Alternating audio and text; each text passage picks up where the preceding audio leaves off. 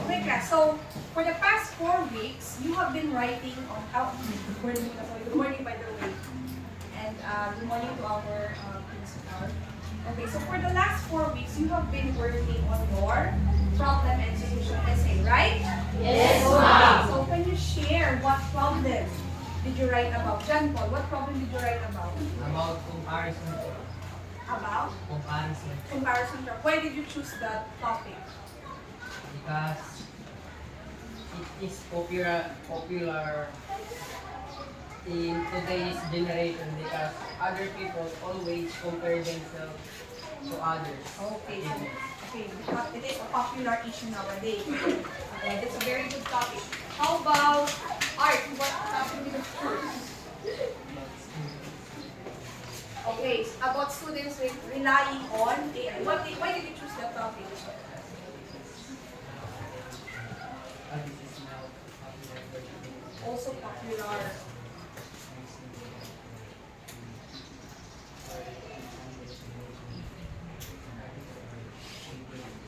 Can you relate? Can you relate to this topic? Yes, ma'am. Okay, so that is one of the major problems nowadays, the abuse of AI. Okay, how about Nico? What did you write about? Bullying. About bullying. Why? Why did you choose that bullying topic? A popular issue. Did you experience bullying yourself? Okay, so Chanel, to whom is your writing or your problem intended to? Who is your audience with your topic? What is your topic, by the way? Non-pollution. Who is your audience? Your classmates or students. Okay. You can also address this to who else? Who else could be the audience of land pollution aside from students? The readers. Readers. Can you be specific with the readers? Like students, who else? Teachers, who else? The community. Could it also be addressed to the policymakers? Okay, yes. Politicians. Why? Why? Because could they help solve the problem? Yes, Okay, ma'am. somehow, right? If they would somehow read your letter or your essay, it might somehow be a solution to that certain problem. Okay. So, what stage are you now? What stage are you now? You have already had your Rewriting, drafting, revising, editing, and what stage are you now? publishing. Yes, you're now going to publish your work, but with a twist in a creative way. Okay. But before that, let us first recall the 5 modes of multimodal text. Okay? Because multimodal text has something to do with your publishing work today. Okay, what are the 5 modes of multimodal text? Yes, Art. Linguistic. Who else? Yes. That is an example. Yes, Charity. Visual. What else? Yes, Lameda. Gestural. Last 2. Yes, Cindy. Spatial. The last one is has something to do with the voice. Yes, Jeffrey. Okay, oral or oral. Okay. How about the 5 types of multimodal text? What are the 5 types? In Chorus, what are the 5 types of multimodal text? Print-based, What else? transmedia. Okay, transmedia. How about class? You give me one example of at least of any among these types of multimodal text. Yes, Linia. In the print-based Newspapers. Yes, Martin, in the digital. Transmedia, yes. transmedia, Harry Potter. Harry Potter. What makes it transmedia? Yes? It combines different modes. Aside from being printed, it can also be published through digital and somehow there are also other applications which focuses or which has the subject of Harry Potter, right? Okay. So one of these examples class would be used by you. Okay? You will be using this in publishing your work. Okay? Later I will be discussing more options for you to be able to publish your essay. Okay? In these modes. Okay. Hence, if you are to read a long text or a long writing, would you be able to finish it? Just a plain text. Huh? Would you be able to finish it? Yes, ma'am. Yes? No. Okay. Exactly right, because nowadays we are more exposed to different types of media, right? Like the visual ones, the video ones. That is why class today, you are going to publish your essays using multimodal text or multimodal products, okay? You're going to be transforming them so that your work would be creative, would be more engaging, and would be more audience friendly. Okay? So this will be the learning competency. Can you read everybody? Publish a multimodal informational text for one's purpose and target audience. Expository essay. Okay, and these are the specific learning objectives that you have to attain at the end of this lesson. Okay, first is to transform. We're going to transform an expository essay into a multimodal text that communicates ideas clearly. Second one is create a polished multimodal product, specifically posters, slides, video, podcast, skit, or a song using digital tools. Next is collaborate and reflect. We are going to collaborate respectfully, consider audience engagement, and reflect on effectiveness. Okay? So these are the features that you're going to cover as we proceed with our lesson. First, we have, okay, what does it mean with publish? Make your work available to viewers, print or digital. You are now making it known to everyone. Okay? Example, post a final poster online or hand out printed copies. Okay? Later, you're going to publish your work. Okay? Next is, Multimodal. okay, what does it mean with multimodal? Combines words, images, sound, and layout to communicate. Okay, so that means combining different modes of different modes for you to be able to come up with that one. Okay, example, a slide with a text, an image, and a short audio clip. And the third one we have audience. Okay, what does it mean with audience? The people you design your message for. Okay, let me ask you this question. What if your audience are elementary students? What kind of diction should you use in your essay? Should it be simple, complex, complicated? It should be simple. So you should be applying it in transforming, not just in your writing, but also in transforming your essays into another mode. Okay? So let us observe these examples of multimodal text. First we have posters. Second we have Slides, posters, Next we have video, podcast, and last we have Song. Okay. Yesterday class I asked you to download applications that converts a text into a poster or a slide maker and then a video editor, right? Did you download it on your cell phone? Yes, Okay. And also a song maker. Okay, there's a reason why I let you download it because you're going to be transforming your essay into this modes. Okay? So you're going to be having an activity later. But before that, let us first discuss these specific examples. First we have poster, infographics. Okay, what are posters, everybody? Posters and infographics use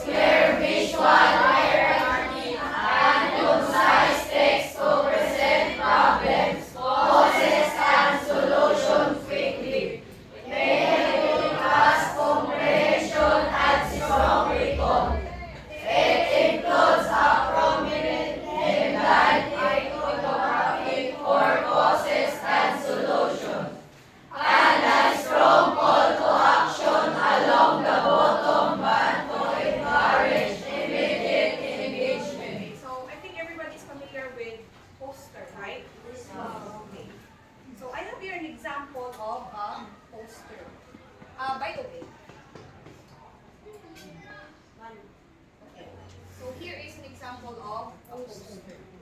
Okay. What makes this poster effective? Why do you think this poster is effective in conveying your messages? The visuals Okay, engaging. Do you believe? Do you believe it's easy? Yes. Okay. What is the message of this visual? G, what is the message of this visual? What does it talk about?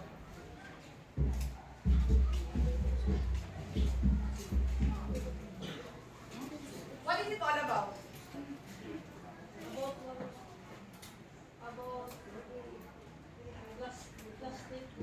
About pollution, plastic pollution. It is, right?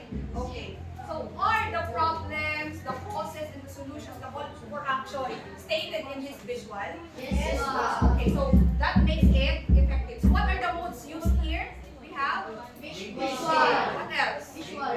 Linguistics. Okay, the text. So this means that this use multimodal text. Okay.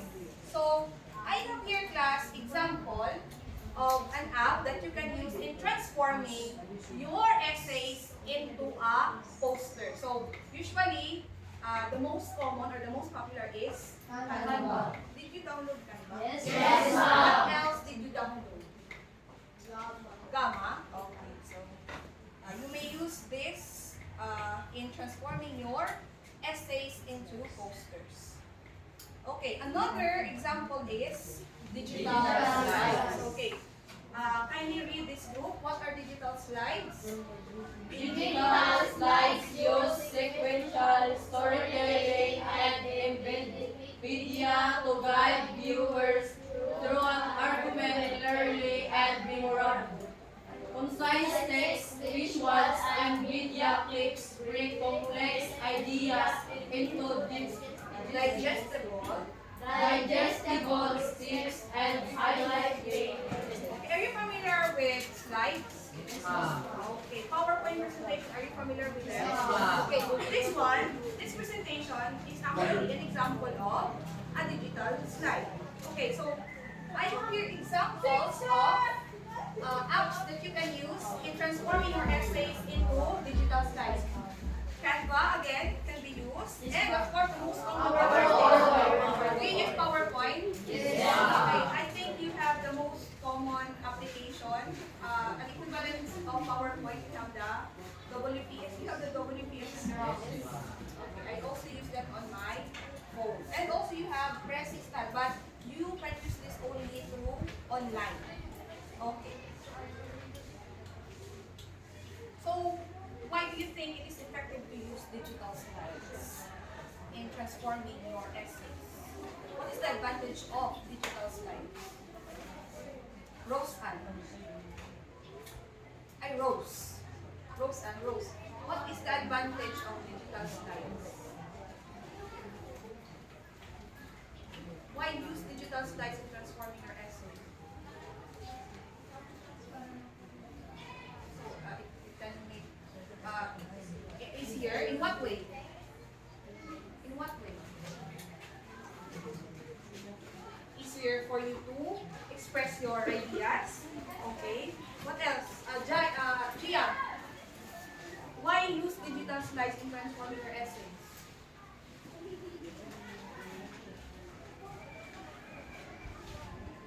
Have you ever used a digital slide? Have you ever made a PowerPoint already? Huh? Did you try making a PowerPoint? Okay. So, what makes it advantageous in expressing your ideas? Or in presenting, for instance, your report. Is it in sequence order? Huh? Is it in sequence order? So that makes it an advantage, right? In making or in transforming your essay into digital slide because it is in sequence order. Especially if you want your ideas to express. For instance, you want to give a solution, right? And you want to have it in a step-by-step process, then you may use digital slides. Okay. Thank you.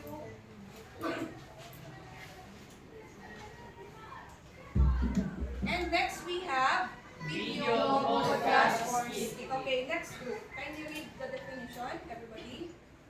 Radio, podcast, and skit formats use oral and gestural modes to emphasize voice, tone, and emotion, making arguments more engaging and memorable. This multimodal approaches let performers convey notes through inflection, pacing, and physical expression. Okay, so as you can observe, class, of all the types of multimodal text or of all the modes, video has the most modes that you can use because you have there the video, you have there the oral, gestural. Aside from that, you also have the linguistics, right? Okay, so this is very effective in conveying your message because it has almost all the modes, right? In which it can help you express your ideas. Okay, I have here an example. Of or examples of apps that you may use in transforming your essays into multimodal text. So you have fixed verse in video, okay? All you have to do is to paste the content of your essay and you'll now have your video transformed. Okay? So I have here a sample script. I have turned my essay into a script. Okay? First, I had the opening, the discussion, the solution, and the call for action. Okay, so I have an example of a part of the essay on which I have transformed the video. I have transformed it into a video. Every year, our city loses thousands of trees, impacting air quality and neighborhood shade. Today, we explore why this is. Okay, so that is just the first part. Next part. Development pressure and aging infrastructure are the main drivers. We miss the old canopies at Cooper Street. Okay, so I have only limited the examples into two because the time is limited. But you may use this fixed verse in transforming your essays into video. I think there are at least 5 videos that you may transform freely, and the next videos would be it already has payment. You have to pay already. Okay? And next we have songs. Okay? Can you read this group, everybody? Using rhythm and repetitions, songs store key ideas into memorable hooks that make complex concepts easier to recall and emotionally engaging. So it uses rhythm and repetition. So if we are to convert it into modes, what's the equivalent of rhythm?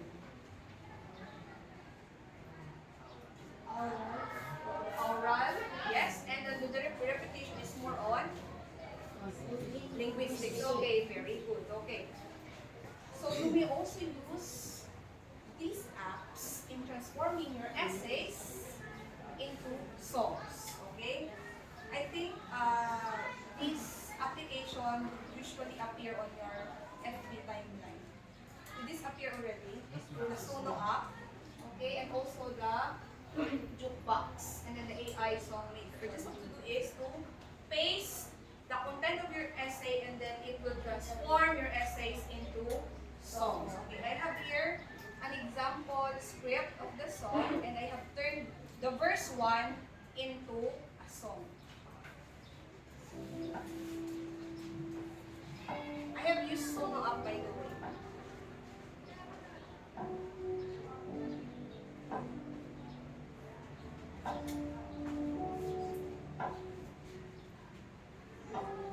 Streets piled high with plastic, rivers clogged and gray. Children raise their question, will we leave? Okay, so that is just verse 1. You can also transform the other verses, or the other parts of your essay into a song. So that's how useful the AI app nowadays. Okay? I have also asked the grade 8 students to turn their poems into essays. Okay. multimodal text. Why is it important? What is the importance of multimodal text in expressing your ideas in your essays? Why not just have it published in a plain text? Hmm? If you are to choose which mode to publish, the one with multimodal text or the transformed one or just the plain text, which one would you prefer?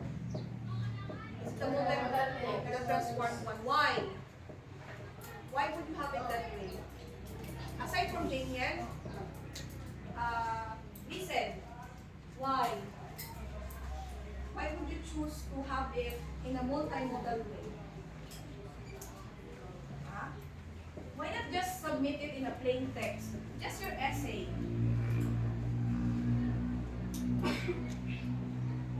What would be the advantage if you will submit it in a multimodal way? Hmm? Yes, Sophia? What do you think will happen if you will submit your output in a multimodal way? Your output would be what? Yes, it would be easier to understand because of the use of visuals and other modes, right? It would be much easier for your readers to understand your message. What else? Hmm? Yes, Carl? It could be more entertaining, right? Especially if you use videos or songs, right? It would be more entertaining for your readers to understand or to get the message of your essay. Okay, last one, Genial. Because it shows the idea of the essay more clearly. Clearly. By visual. Okay, using visual effects. Okay, so, yes, John Paul, the last one. And communicate with the audience would be more effective if you use multimodal text because it uses different modes. Okay, so it will be more effective because you will use different modes. Okay. Multimodal text combine text, visuals, audio, and spatial organization to boost engagements, as you said. Understanding and retention. They let you emphasize parts of your argument, problem, causes, solution, and call to action using the strongest modes for each idea. Okay. So we have here, class, the 5 steps on which you can publish your work. Okay, this will also be a guide for your activity later. Step 1, what is the step 1, everybody in this group? Choose format and assign Okay, so rules. you are going to choose what format best fits your essay. Do you have your essay with you? Yes, ma'am. Very good. Next one. Step 2. Identify problem, causes, solution, call to action. You already know what is the problem and the different parts of your essay, right? I know that you know it already. And then step 3. Design, visual, record, audio, video, write, concise copy. You are now to design your visuals or record or audio or edit your video based on the identified problem, causes, solution, and call to action. And of course, based on the chosen format. And step 4, Share feedback and technical checks. Audio, video. okay. So, later class, after you present your output, your classmates will give you a feedback on how strong or how weak your presentation of your multimodal text is. Okay? For what purpose? So that you can improve more the transformation of your essay. Okay? And then, step 5 of course is, everybody, Share final product and reflect on audience response. that is not the last step. You are now going to publish it by sharing your final product and reflect on the audience response. Okay? Would you now be ready for a group activity? Yes, ma'am. Okay, so you are going to be grouped, and this will be the activity for group 1. Group 1, you're going going to transform your essays into posters or infographic. Group 2, you're going to transform your essays into digital slides or poster. And group 3, you're going to transform your essays into video, podcast, or skit. And in group 4, you're going to transform your essays into songs. Okay? All of you will transform your essays.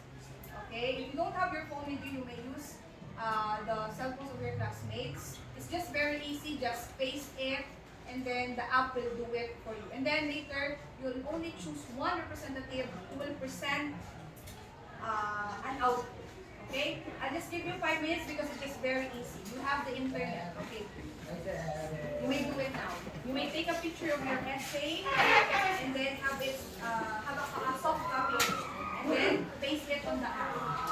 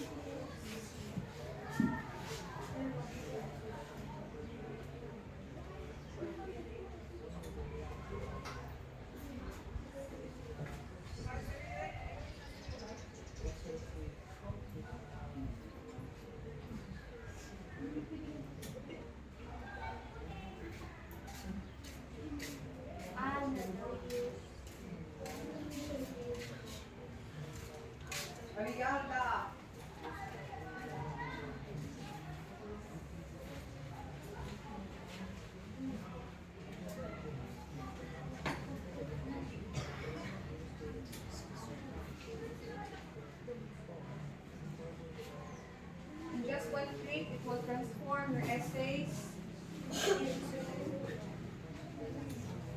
into the mode that you want. Are you done? Done now?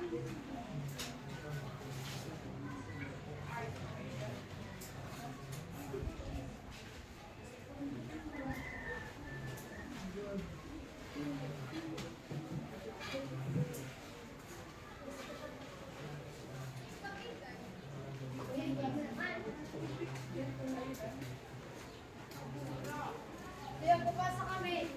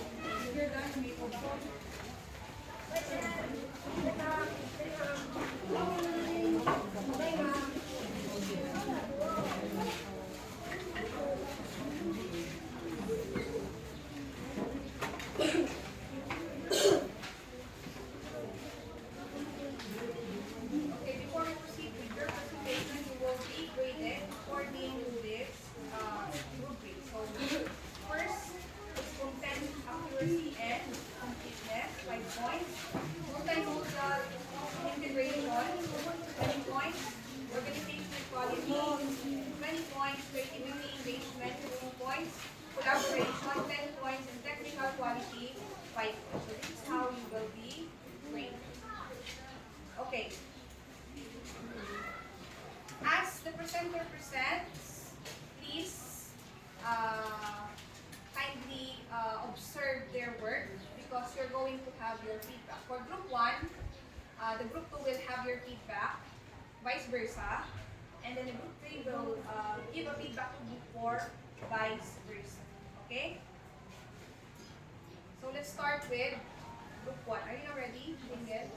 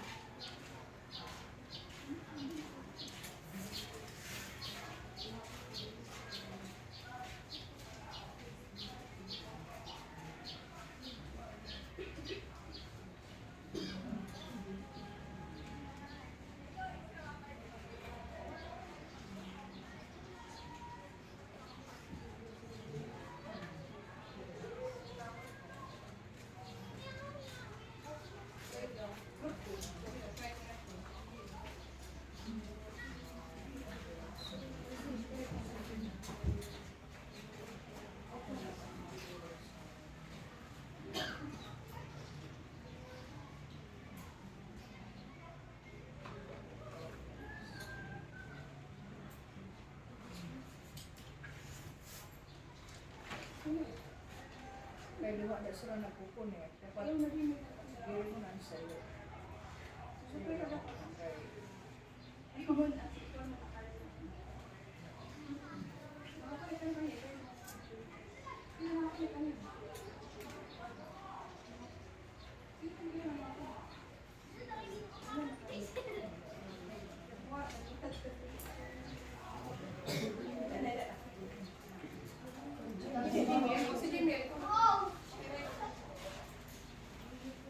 Okay, so let us give our ears to Jamie. Group 1, poster. Good day, everyone. In this activity, our group was assigned to transform one of our essay into a multimodal text.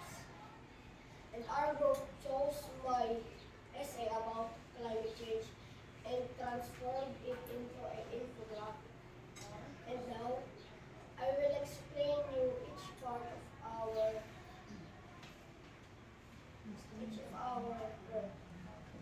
At the top, you can see the title climate change. Wait for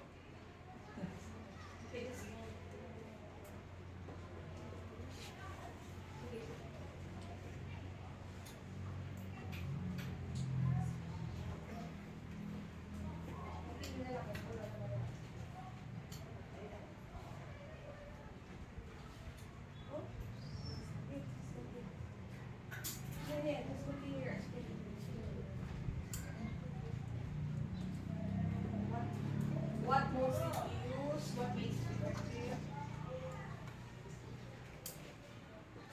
What most did you use in making your poster or infographic? reels, visual, What else? linguistic, use visual and linguistic modes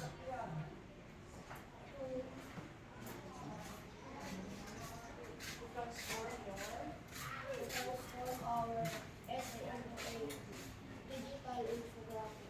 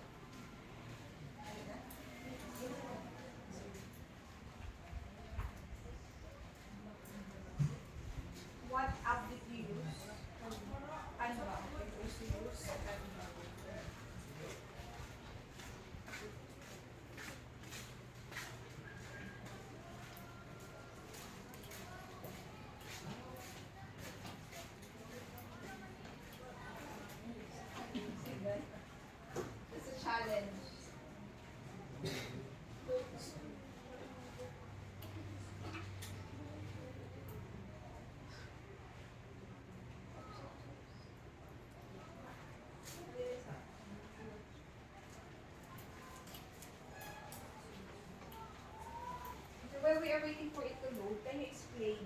Can you explain your work? What does it include?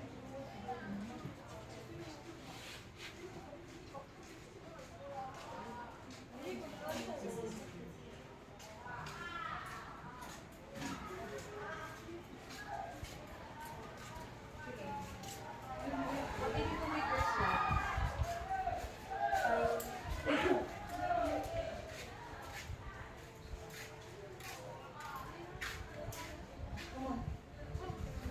Good morning, everyone. This is the presentation of about the poverty and income inequality in the Philippines.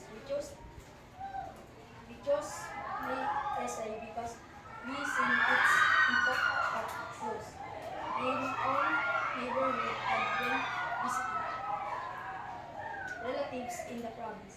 It's close to our heart because it affects millions of our fellow Filipinos across every region of our country. To move writing, we transformed my essay into a multimodal text and we chose digital slides. As our platform, weave together the numbers, the stories, and the reality of what this divine needs of our nation. Okay, from the rest of the members, what makes your slides effective? What makes it effective? Why do you think it is effective in conveying your message? In the message of the essay of Carl? Yes? John Paul?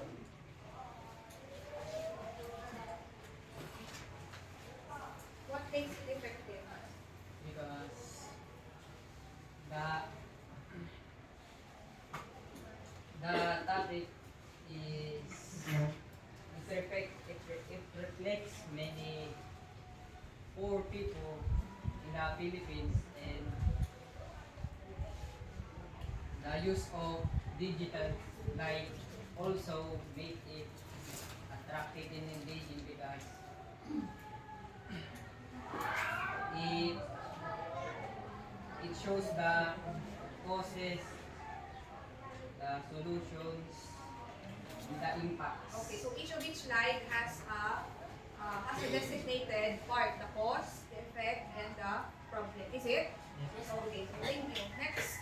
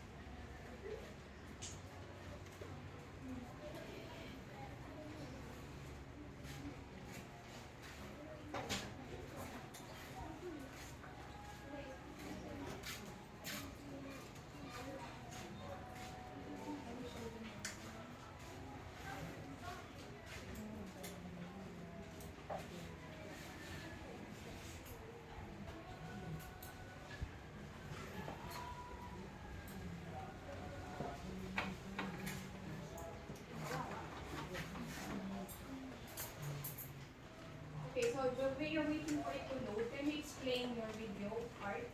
Shana, can we take control of the presentation? What is your video all about and what makes it effective? Our video is all about students who have been Your essay, that is your essay, right?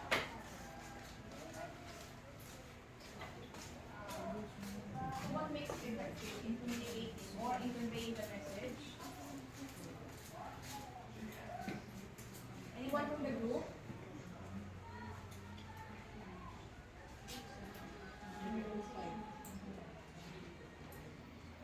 Anyone from the group? What makes the video effective in conveying the message? Chanel, can you help Art?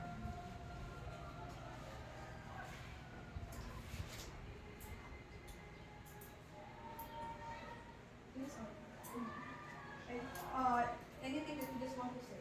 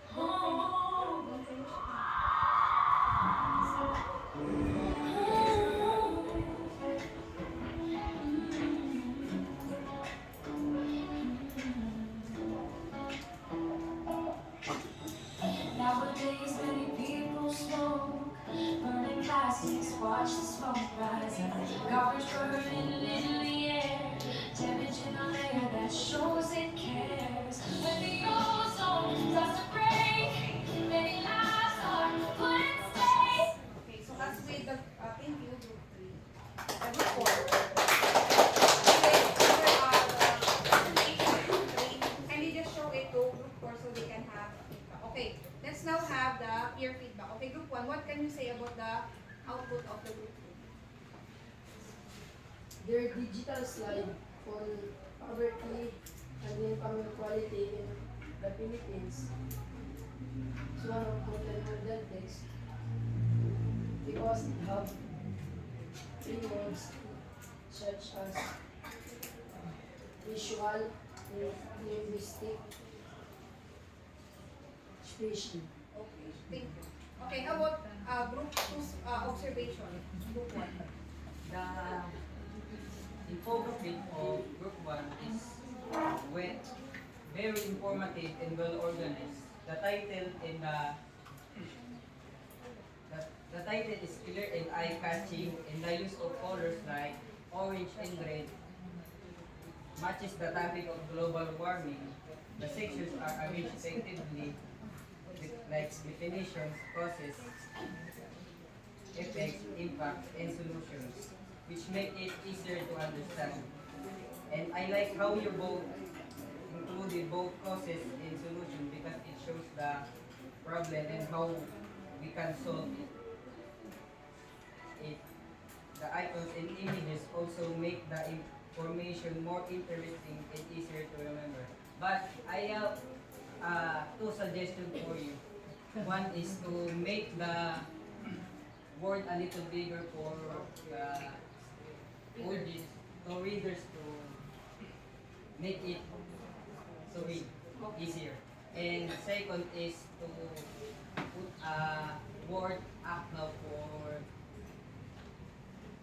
for people to have an image action. Okay, thank you. Okay, group 4, can you, group 3, can you comment on their work? Anyone from this group? Art, what is your comment? Or anyone from the group? Or from the other members? What can you say about their output, the song? Is it effective? Yes. Okay, the song is effective. Is it engaging? Yes. Were you entertained? Yes. Okay, so have you already seen the video? Okay, what can you say about the video? Is it effective? Okay, what else can you say?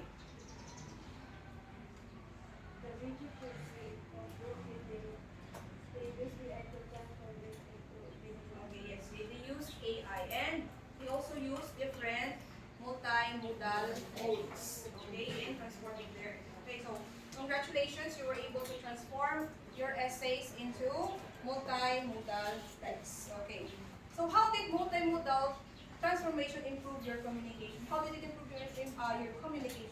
Anyone? Jamela, how did it improve your communication?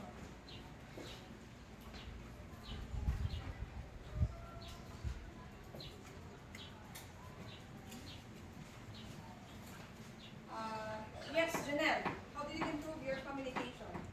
How to explain the ideas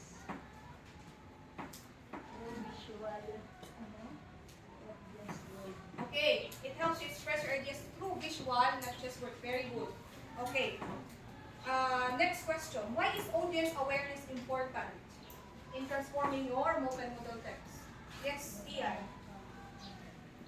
Help us use the right words and it's the for the readers and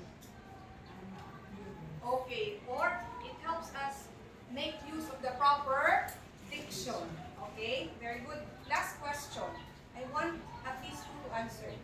My multimodal text is effective because, complete this. Yes, Jiho. Why is it effective?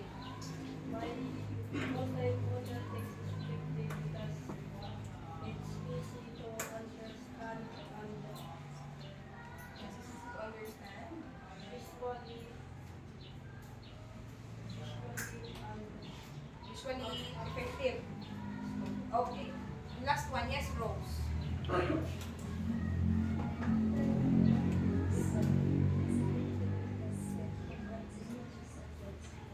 Combines images and words. Okay. So, congratulations. You are now publishers of your own work. Okay, for your quiz. Okay, kindly distribute this. Okay, I'll just give you 5 minutes and then we'll check it right away.